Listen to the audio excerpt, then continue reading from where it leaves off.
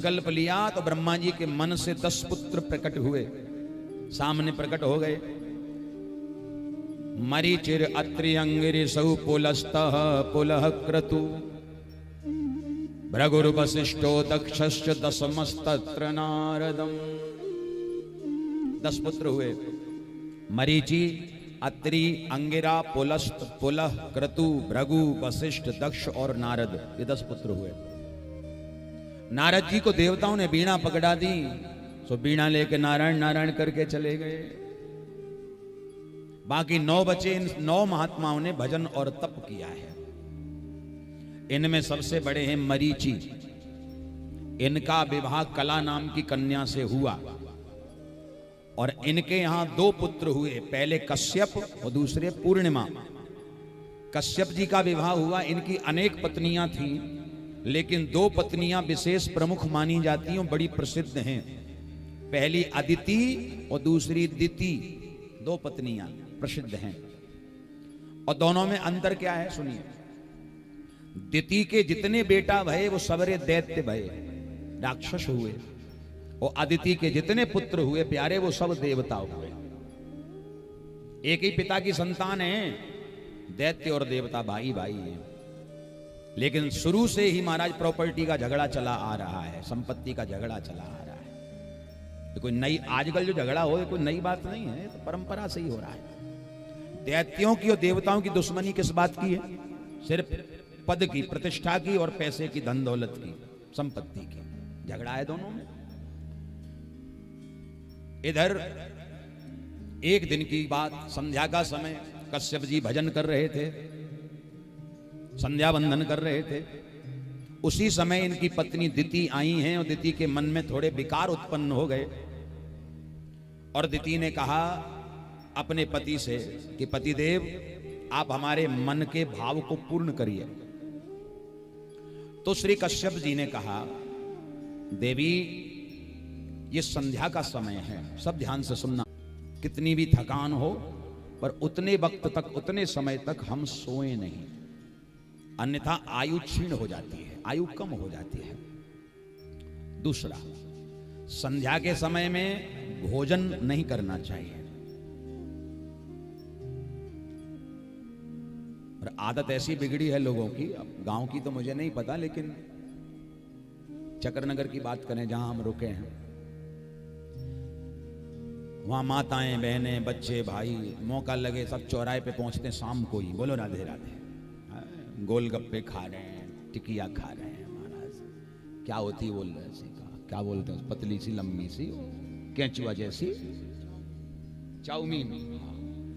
Chowmein कितना शौक से बच्चे खाते हैं। अच्छा, जो बच्चे चाउमीन खाते हैं वो चाउमीन जैसे ही हो जाते हैं। देखो आजकल आप हवा मारो, फूंक तो उड़ जाए, है ही नहीं शरीर में कुछ। आजकल लोग इंडियन फूड छोड़ के चाइनीज पसंद कर रहे हैं, और ये कहीं ना कहीं बहुत बड़ा दुर्भाग्य है, गलत है। हमारे भारतीय भोजन में जितनी शक्ति है, या भारतीय भोजन जितना सुंदर है, उतना दुनिया में कहीं नहीं है। बोलो राधे राधे। और मैं तो आप लोगों को सच बात बताऊं, मैं तो आउट ऑफ कंट्री जाता रहता हूं कथा के लिए। भगवत कृपा से मुझे अंतरराष्ट्रीय ख्याति प्राप्त की एक उपाधि मिली हुई है।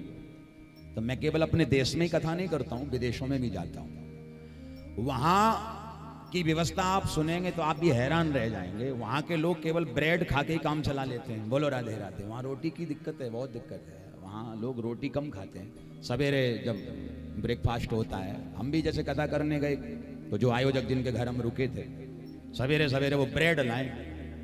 अच्छा, फर्क है यहाँ की ब्रेड में और वहां की ब्रेड में। अंतर इतना कि वहां हेल्दी फूड खाते हैं, बकवास नहीं खाते, बेकार गंदगी नहीं खाते। वहां के लोग बहुत सीमित, लिमिटेड खाते हैं, तरीके से खाते हैं। ब्रेड भी खाएंगे तो ब्रेड भी उनकी बिल्कुल पकी हुई ब्रेड होती, कच्ची ब्रेड नहीं जो पेट को नुकसान करे तरीके से। ब्रेड खा ली, जूस पी लिया, फ्रूट खा लिए, बिल्कुल हल्का बढ़िया सा, लेकिन रहते भी अच्छी तरह हैं। लेकिन रोटी की कह दो तो आफत आ जाती है, रोटी कहाँ जल्दी से वहां। पर भारतीय मूल के जो लोग वहां रहते हैं वो आज भी एक ही बात कहते हैं कि महाराज जी, जो अपने भारत देश के भोजन में आनंद है वो दुनिया के किसी देश में आनंद नहीं है। प्रेम से कहो राधे राधे। यहाँ की बातें ही अलग है साहब, यहाँ की महिमा ही अलग है। तो ये भगवत कृपा है। तो मैं उन बच्चों से कहना चाहता हूं, जीवन बिगाड़ो मत। हाँ, आपको शौक है बाहर खाने का, भाई प्रकृति ने कितनी सुंदर सुंदर चीजें बनाई हैं, आप विचार करो। आज बीमारियां बढ़ रही हैं, आज बच्चे कमजोर हो रहे हैं, आज बच्चों के छोटे छोटे बच्चों के चश्मे लग जाते हैं। उसका एक ही रीजन है, एक ही कारण है। और कारण क्या है? हेल्दी फूड नहीं खाना चाहते। जैसे दूध, बच्चे के आगे दूध रख दो और दूध में कहीं भूल से भी मलाई आ जाए, पूरा दूध बाहर। बोलो राधे राधे, बोलो, होता है कि नहीं? ये एक्सपीरियंस माताओं को ज्यादा होगा, अनुभव माताएं ज्यादा करती हैं। आप बताओ, आपके बच्चे, आप बच्चों को दूध पिलाती हो, प्यार से पी लेते हैं कि डांट से पीते हैं? नहीं, प्यार से तो पी नहीं सकते।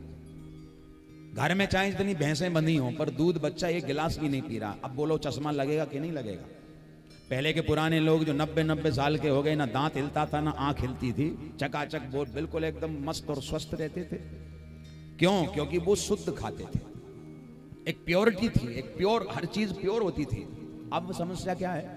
अब चाउमीन खाना चाहते हैं, बर्गर खाना चाहते हैं, पिज्जा खाना चाहते हैं। आग लग जाए पिज्जा में, बोलो राधे राधे, भगवान बचाए। और मैं आपको एक बात और कहूं, जितना गंदा तेल मसाले जो लोग उसमें उपयोग करते हैं, उतना तो मुझे लगता है थर्ड क्वालिटी का कोई उपयोग नहीं करता होगा। और वो बच्चे बड़े शौक से खा रहे हैं। आदत सुधार लो, जीवन श्रेष्ठ हो जाएगा। बढ़िया खाओ, जूस पियो, फ्रूट खाओ, दूध पियो, घी खाओ, दही खाओ, मक्खन खाओ, तो फिर देखो कितना आनंद जीवन में। अब खाने में लगे चाउमीन तो कैसे आनंद बने, है कि नहीं? अच्छा, एक बार हाथ उठा के बोल दो, जोर से बोल दो।